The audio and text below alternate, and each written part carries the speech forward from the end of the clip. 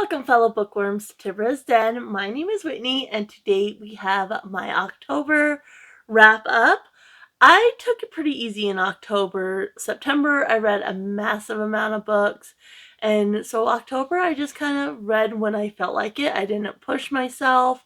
I definitely tried to focus on some of my priority reads, like um, my ABC title challenge, because I'm trying to finish those up before December. And so, I had success there. I had some rollovers from that, and plus the current reads for that. But yeah, I just kind of took it easy. I did have still a large number of books. I originally had 11 prompts. I ended up having 13 extras, books that were just kind of either hopefuls or they were for like a themed blog, things like that. And then I also had 11 rollovers from some previous months.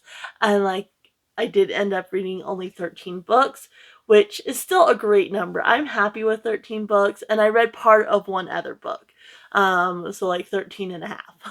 But yeah, I'm really happy. I still think that's a large number. Was it a lighter month for me personally? Yes, but 13 is a lot of books. So I'm really, really happy with what I got read. I didn't have as many 5 stars as normal. Um, I don't know if I was in a little bit of a slump or they just weren't hitting like I wanted them to.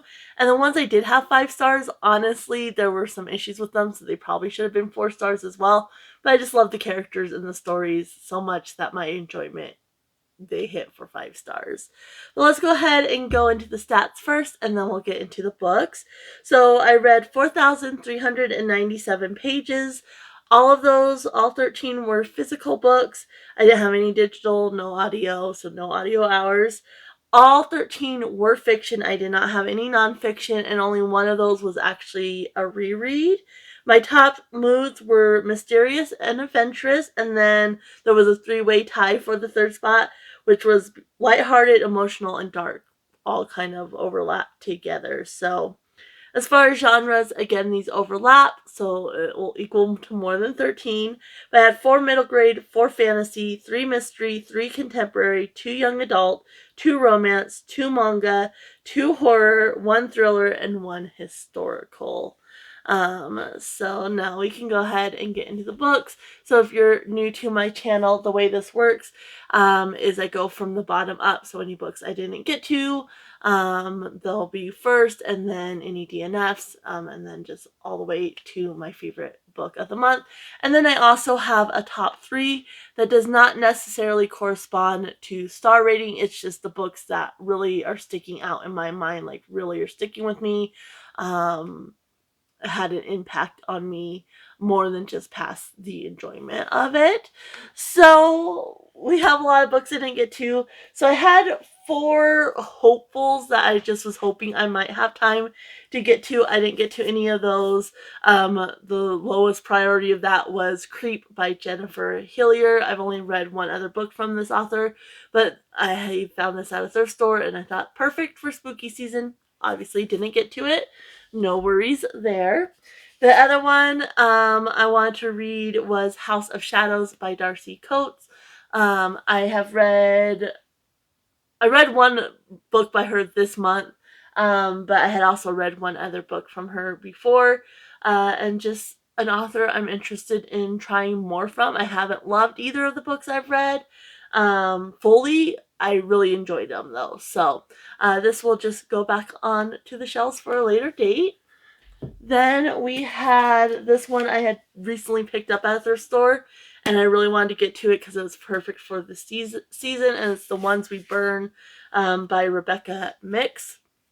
And again, just ran out of time. This one is one, like those other 2 will probably wait until next year. Maybe not the Darcy Coates one. I might read that one sooner than later, but this one is one I'll probably try to get onto a TBR fairly soon because I'm really interested in trying it. And then I wanted to read Mexican Gothic by Silvia Moreno Garcia. I've never read from this author. Found this one at a thrift store, and this is one of the ones that I'm interested in over some of the author's other works. But again, just didn't have time. I wasn't pushing myself. So those are the extras. And then I was going to do a themed vlog, and ended up not doing that. Just kind of ran out of time. These are all books I'm still very interested in trying. So I'll definitely try to get them on a TBR within the next year. And first is All the Dangerous Things by Stacey Willingham. Then we had Daisy Darker by Alice Feeney. And lastly, I was going to read The Paris Apartment by Lucy Foley. And so yeah, those will just go back onto the shelves for a later date. Then we have a bunch from my game that I did not get to. So we'll go through these. And these ones, I thought about rolling over one of them and I decided not to, just because I have a lot of other rollovers I need to get to.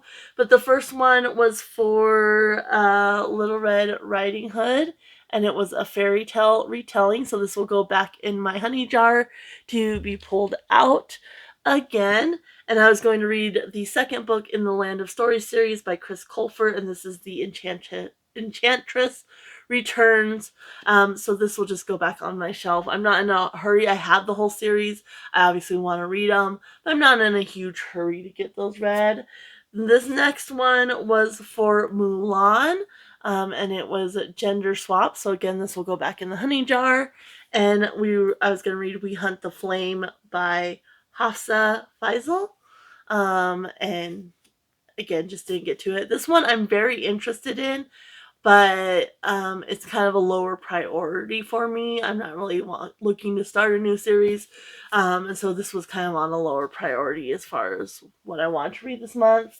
Another one is one I just keep putting off, and this was for it's The Hunchback of Notre Dame, and it's Disability Rep. Again, go back in. And I was going to read Archer's Voice by Mia Sherdan. This is one I keep putting off. Like, I see it and I just like choose something else. This time it got on the TBR, but I just did not read it. I just think I'm really gonna enjoy this one, and I just don't want that enjoyment over, I guess. Like, and I may not enjoy it. I don't know. But yeah, this is one that I just keep putting off because I do think I'm really gonna love it, and so I don't want to read it right now. So yeah, I don't know how to explain it. The next one was for Snow White, and it's the number 7 rep if it wants to focus. And this one ends in the number 7. Again, that will go back in the jar. And that was One by One by Ruth Ware. I think it ends on page, it has some extras here as well. So, topics for discussion. So yeah, 417. So it ends with the number 7. But didn't get to that one. And then this is the one I was considering rolling over. It is one I'll probably try to get on sooner rather than later. And that was Bookworm, and it's, my camera does not want to focus. Same book as Last Person. So basically this prompt, I go into like Barnes and Noble, because it's kind of hard to do at a used bookstore because they might not have another copy. But go into Barnes and Noble and I ask them what the last book they sold was, or a lot of them can't remember, and so I just ask them what the last book they bought was. And the cashier said he actually bought the third one in the series. And I ended up buying both, but obviously I need to read the series in order. And so I was going to be reading The Last Graduate by Naomi Novik. This is book 2 in the or lesson 2 of the Scholomance series by this author. I did enjoy the first one, and so I was pretty excited when he said this book, because I was like, yes, I'm reading that series. It's perfect. And so I just didn't get to it. And like I said, I considered rolling it over, but I just have too much other things to read. And because I do 24 days in Bookmas, this is kind of the last month for me to take care of these things. So I'm not going to be rolling over this one either. And now normally my kind of punishment if I don't finish my game TBR is to roll over one of the books, and I have to read that book before I can read any book off my next TBR, but I'm just gonna forego that because, like I said, end of year, there's a lot happening. Then you got the holidays too. I'm cooking for Thanksgiving, and I got a lot of books to read. Now, these next set of books are all ones that I'm going to be rolling over, and a lot of these have been rolled over. These first two were for October, though. This first one was for my buzzword for October, which was relationship word. So I was going to do The Soulmate by Sally Hepworth.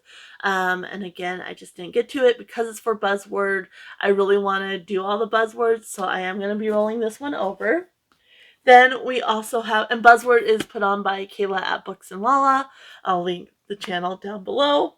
And the other one was for Autism Reads, which is put on by Christine at An Autistic Reader. And we read books by confirmed autistic authors. Again, that channel will be linked down below. And the pick for October was The Outside by Ada Hoffman.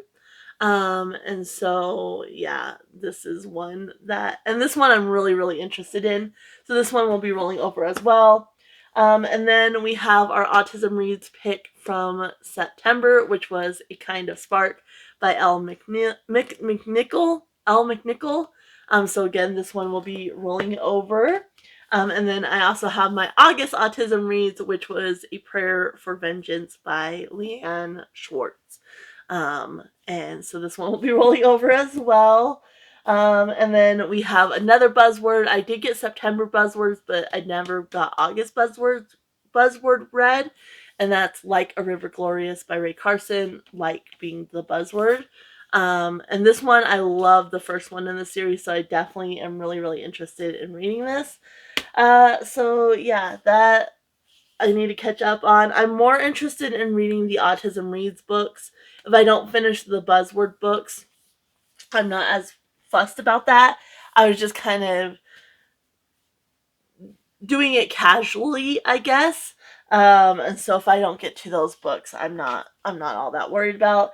And then the next book that's rolling over that I have started, and this one was for my genre-a-thon for October, and this is Never Whistle at Night. It's edited by Shane Hawk and Theodore C. Van Alst Jr. with an introduction by Stephen Graham Jones. And this is an Indigenous dark fiction anthology. There's definitely been a few in here that have really creeped me out. But it's not quite. I was thinking it was going to be more like the folklore and kind of mythology of different Native American tribes. And there's been a couple, but other ones are more like social commentary and like kind of human villains and kind of disturbing type horror. Where I was thinking it was going to be more on like the folklore monster type side. Like I said, there's definitely been a couple, but yeah, enjoying it so far. And I'm just gonna keep taking my time with it, read a few a night until I finish this. So that one's definitely rolling over. And then we have the books. So I did not have any DNFs at all, which is always fantastic. But I did have two stars, kind of bottom of the barrel. This was a rollover from my September ABC title challenge, sorry. And so this was for You, obviously, and this was Lisa Jackson Unspoken. And yeah, I just didn't love this one. It was very dated. So she originally wrote this back in, I'll tell you here, 1999. And then it was revised and republished in 2012. And it's definitely dated. And I was thinking, you kind of revised it and such. Like, you should have fixed some of these really outdated things. But that wasn't the case because it's very dated. And just kind of the way, like, looks are described and such. Like, it's a romantic suspense. And so basically, you have Shelby, and she gets called back to her hometown. Essentially, she had a baby that she thought died at birth, and then somebody sends her a photo of this child, and so she goes back to her hometown. At the same time, there was a murder back then, and this guy got locked up. Well, one of the main witnesses' testimonies gets recanted, and so he's getting out. And then there's kind of an old flame of hers as well. And there was very, like, the problematic nature of this old flame was one thing, because age gap. So he was 20 something, and she was 17. And so, and he was like later 20s. And so completely inappropriate there. Yeah, once they're adults, fine, but she was 17. And he was a sheriff at the time. Like, he used to work for her father, and then when they got together, he was a sheriff, or deputy, not the sheriff, but the deputy. And so it was just like that relationship was very problematic. But then it was so shallow, and it's like, you expect me to feel like there's all this depth and such, but it was kind of more of a crush. They shared a few kisses, and then they had like a one night stand. Um, and then something happens. I don't want to spoil it, and so she ends up like kind of ghosting him, essentially. Um, and it's like the whole time he's so reluctant, and then she goes to him, well, why are you ghosting me? Like, I thought, we had feelings for each other. It's like, you were like, didn't have any feelings. You were just attracted and trying to suppress your attraction, which you should have done because you're an adult man in a position of authority. Like, no. And so that was whole problematic and very shallow. And then she comes back, and just kind of the back and forth between her, like, she's very hot and cold. Like, this was not a likable character.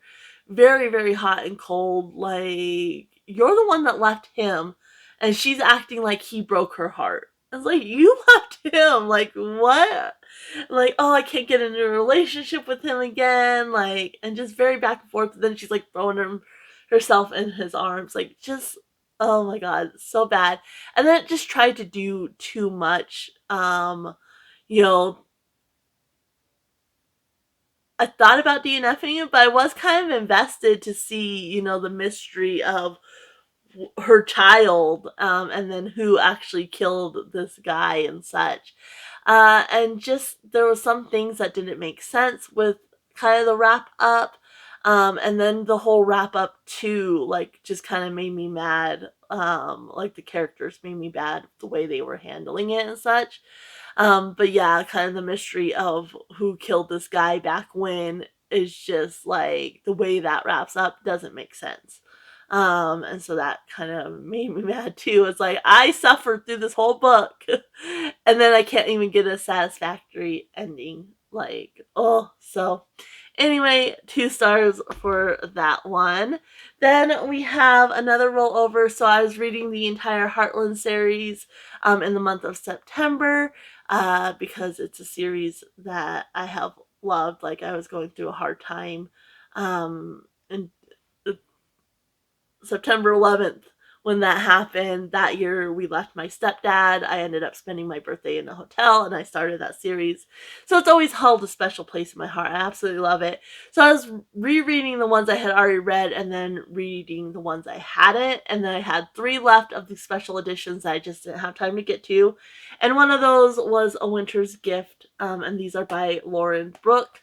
And so this one, Amy's in college now, doing a pre-veterinary program, and then she comes back home.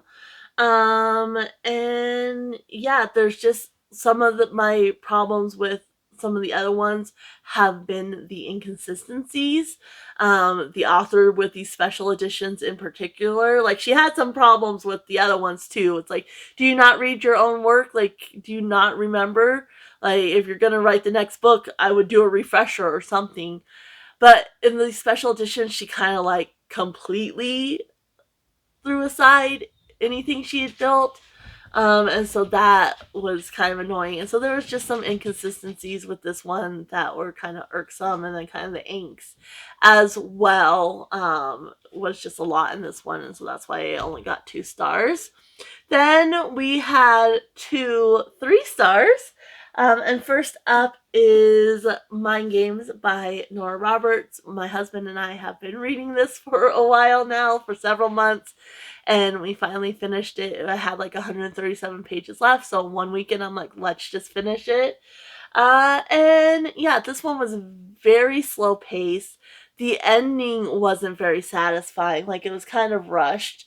and wasn't very satisfying at all. Like, I kind of liked the idea of what she did with the ending, but it was just kind of rushed, and the pacing was off. Like, it was very drawn out, and like, yeah, my husband and I were also reading it slowly, so that probably affected it a little bit, but we've read other of her books together slowly over several months and haven't had that issues like some of her series books.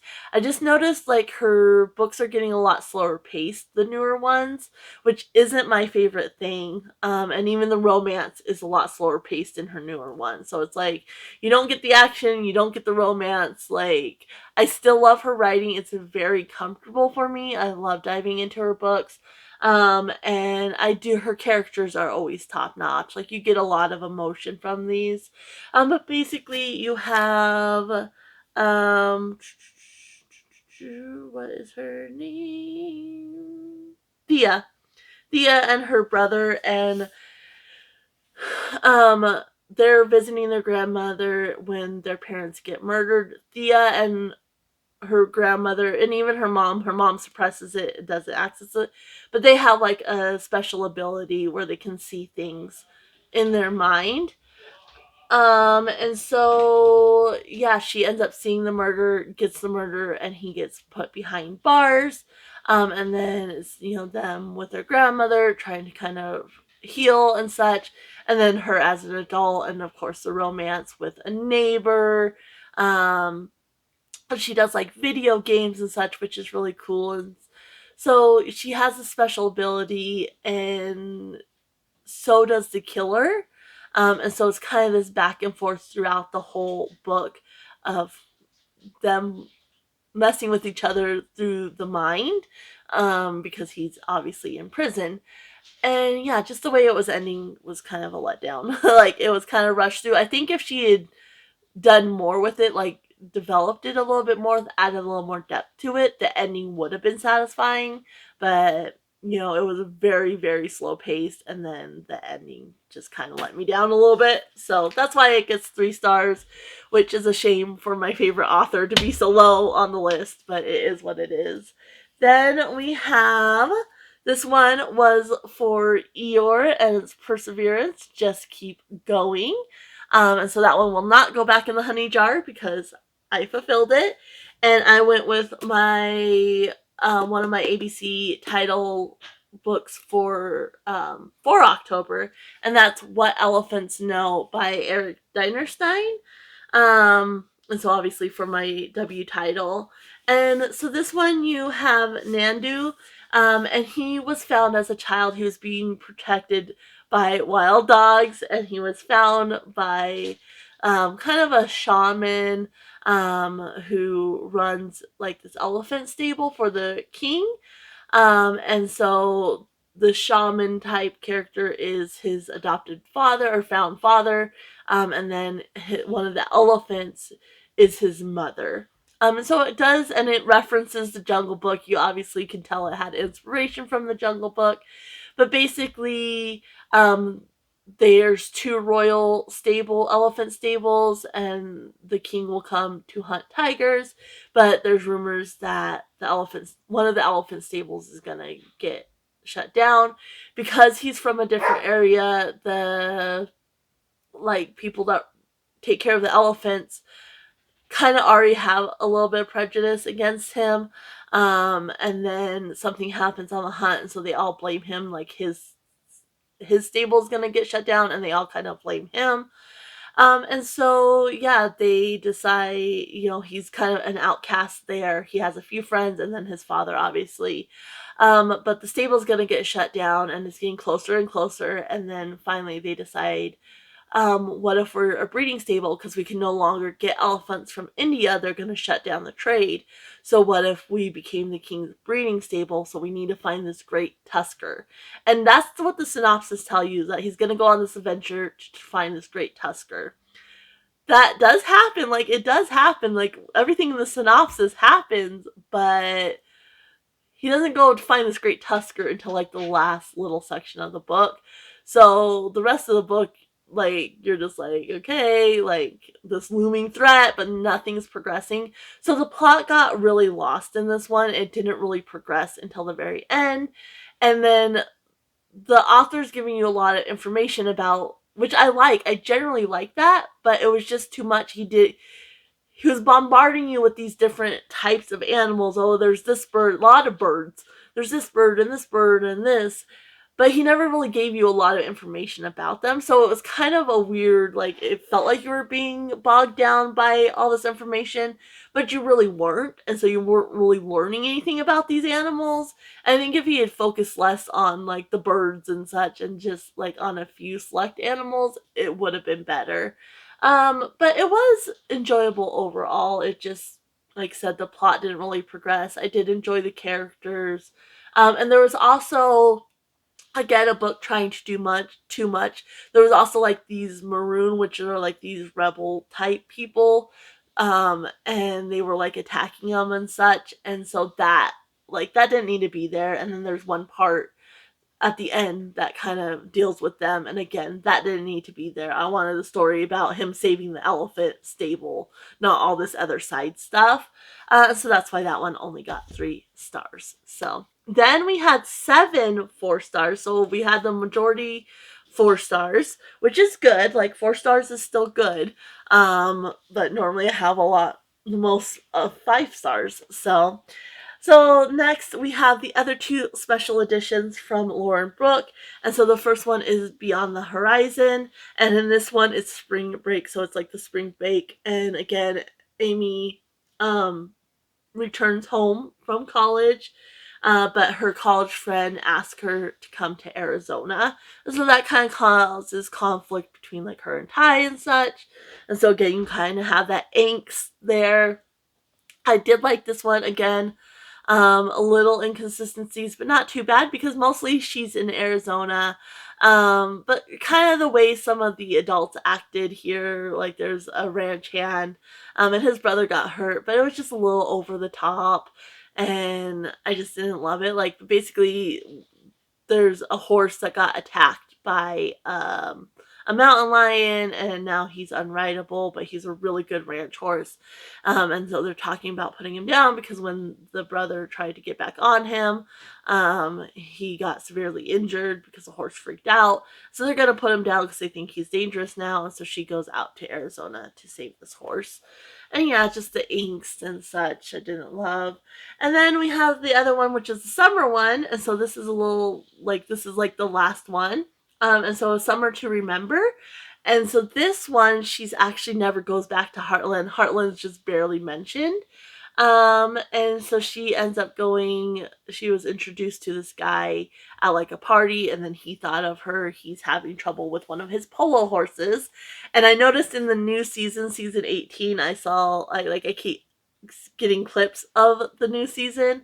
I haven't been able to watch it yet because it's not available yet to me. But they're gonna do a polo horse one. And so I'm sure they probably took it from this a little bit, which I love.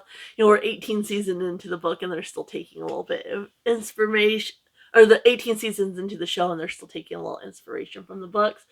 So anyway, like a rich, polo family, and so Amy goes to try to help him.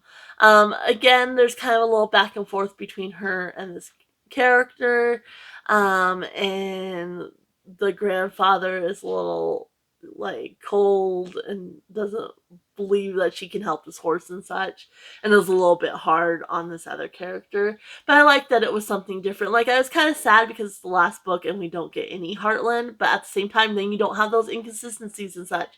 So I enjoyed this one a little bit more than some of the ones I had been reading. So I like that I was able to enjoy it a little bit more. Then we have another rollover, which was another ABC title from September, and that was Toilet Bound Hanako-kun. And this is by Ada Iro.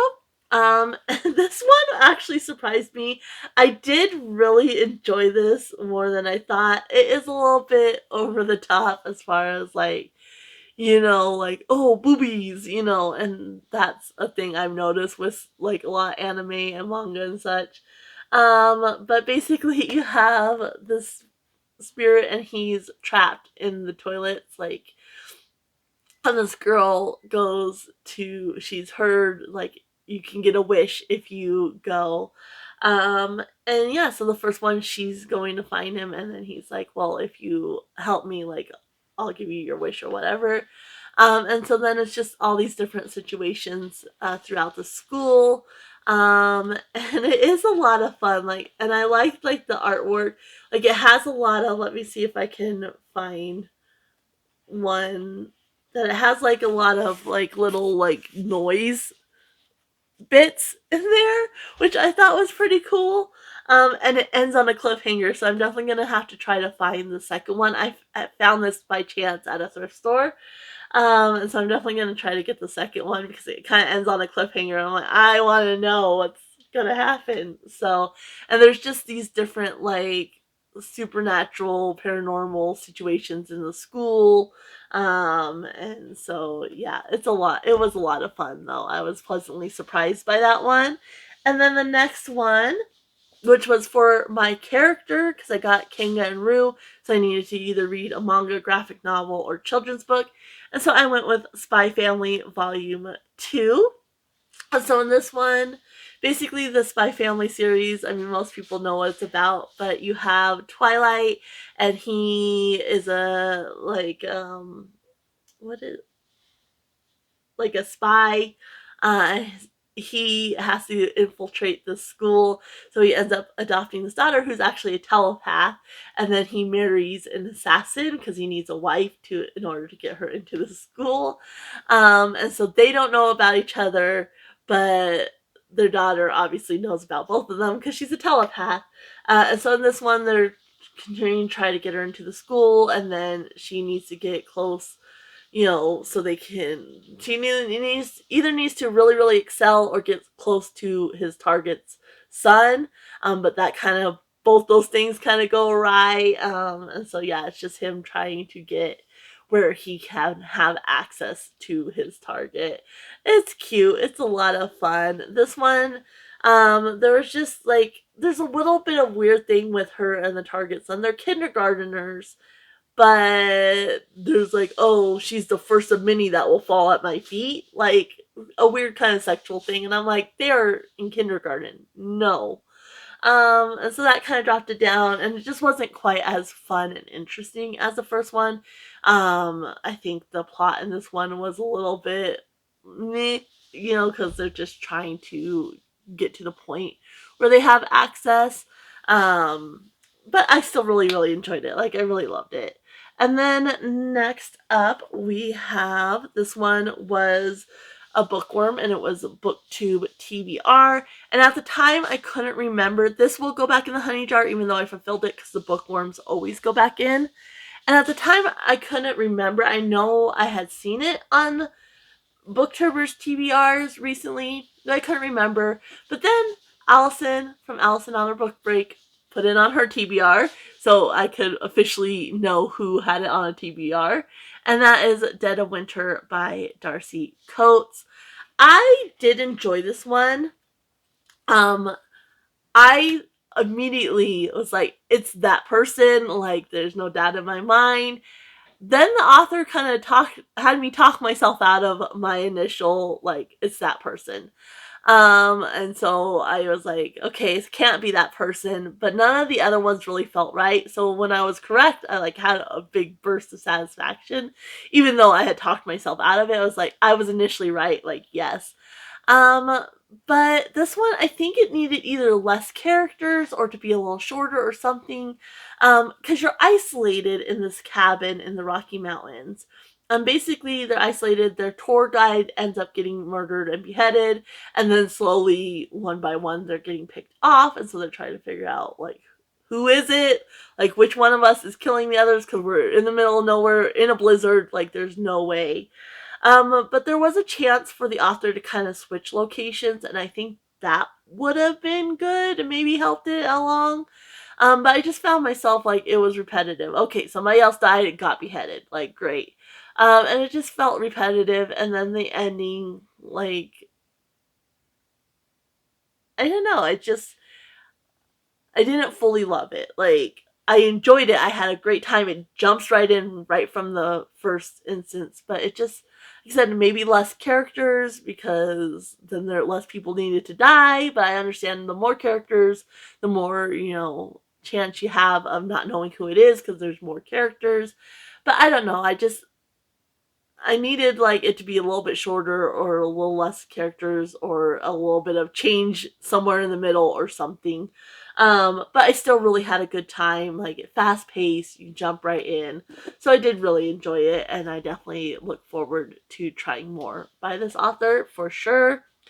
Then we had the book that took me all month. But I'm very proud of myself, and that is Rapunzel, and its long book, greater than 500 pages. That one will not go back in, thankfully, because it's the one. And I had chose The Historian by Elizabeth Kostova.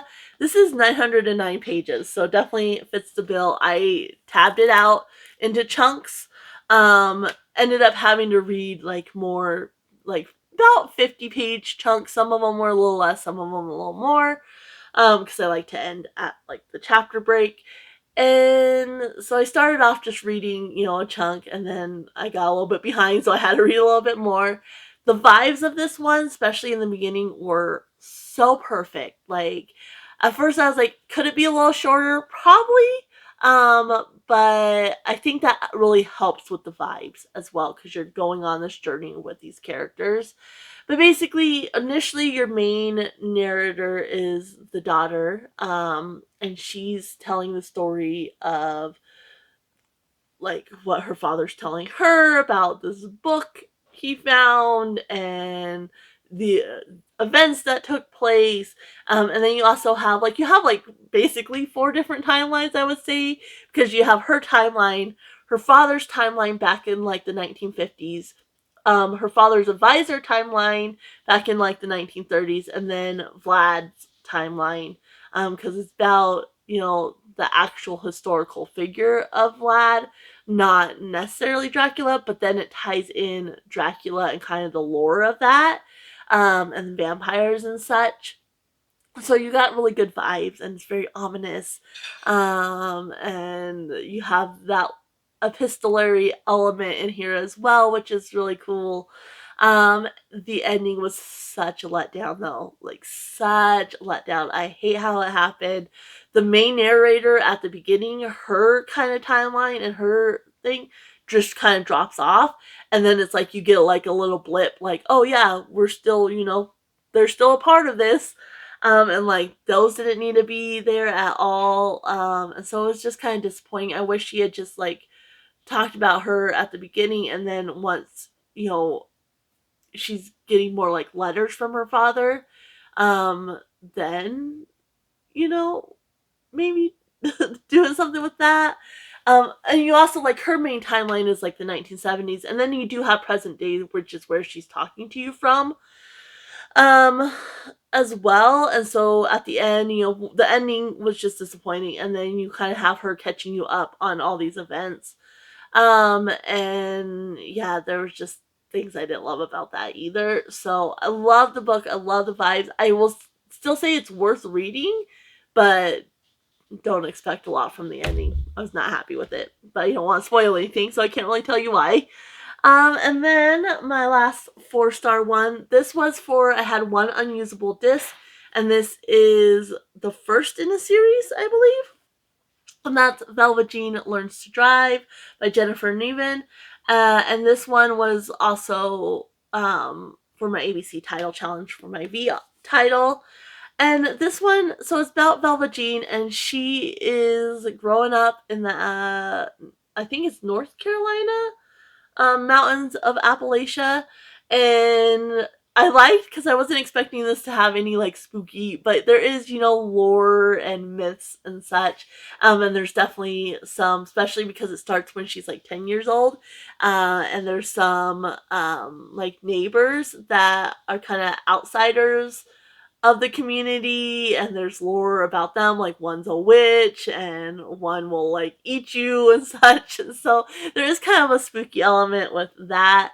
But it's about Velva Jean, and she grows up and her mom ends up dying, her dad leaves. And so she's trying to navigate, her older sister's raising her, and she has like her grandparents there and aunts and uncles and such.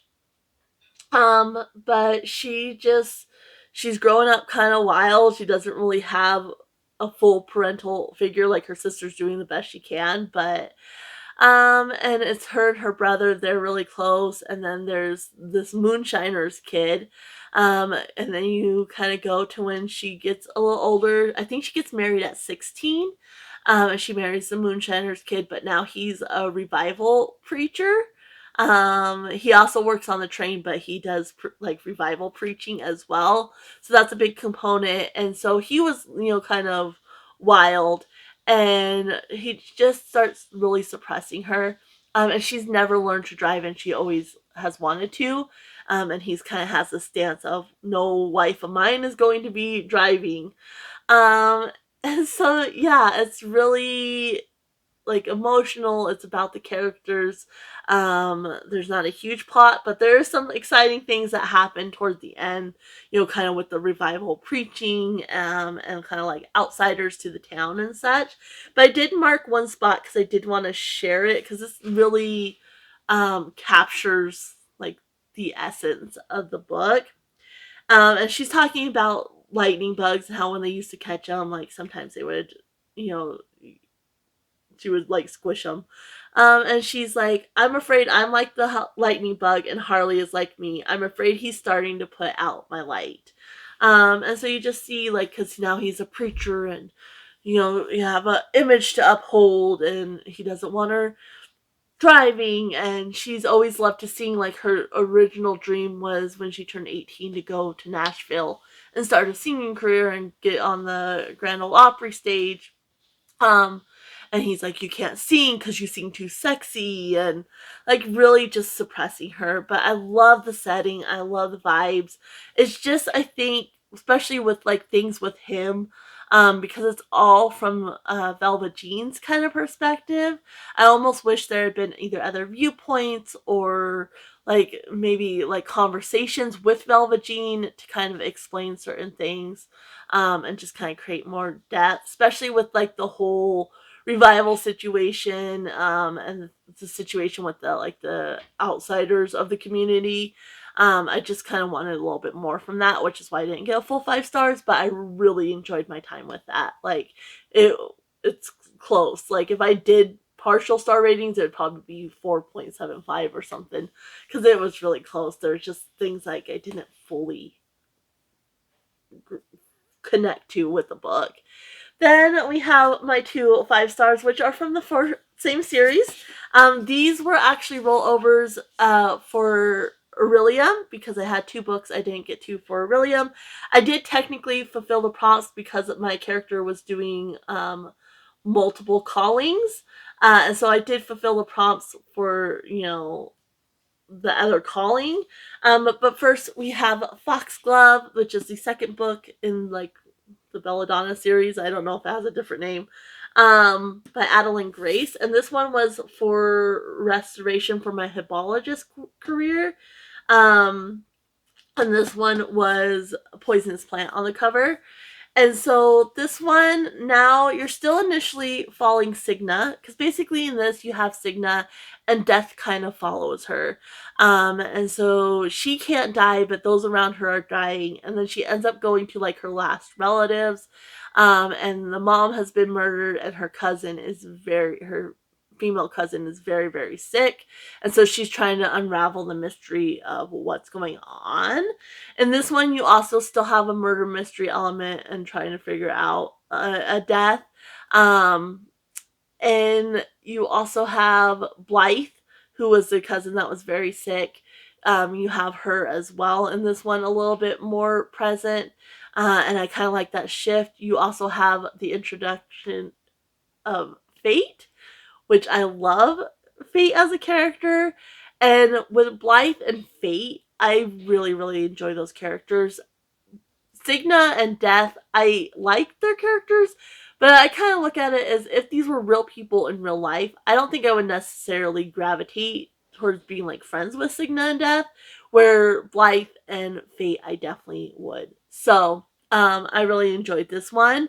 There are a little bit of like, again, this probably should have been more of a 4-star. I just love the story of the characters so much. And there was like one instance where there's the sick foal and Signa takes off her gloves.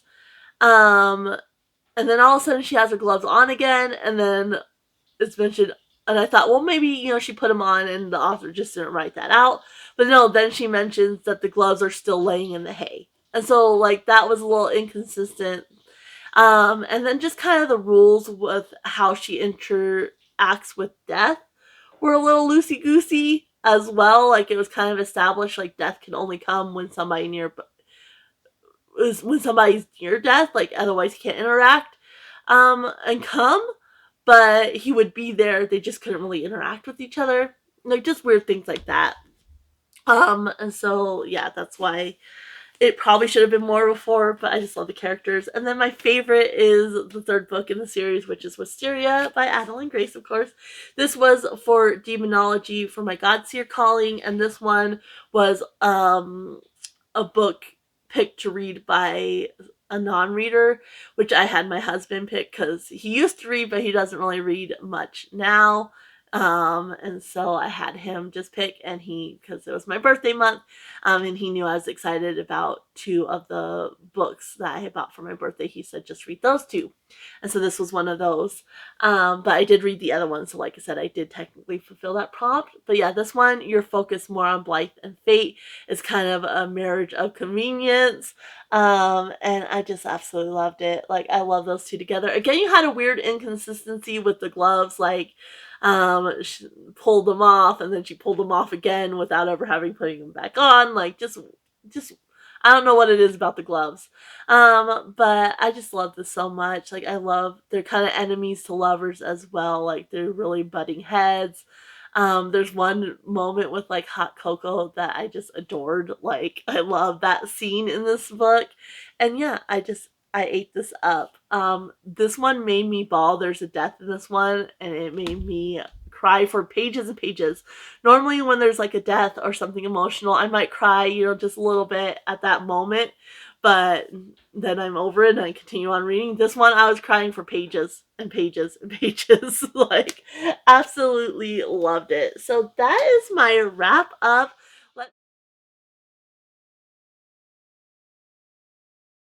Let me know if you've read any of these books, if you're interested in reading any of these books, what your favorite read from October was. I would love to know that down in the comments below.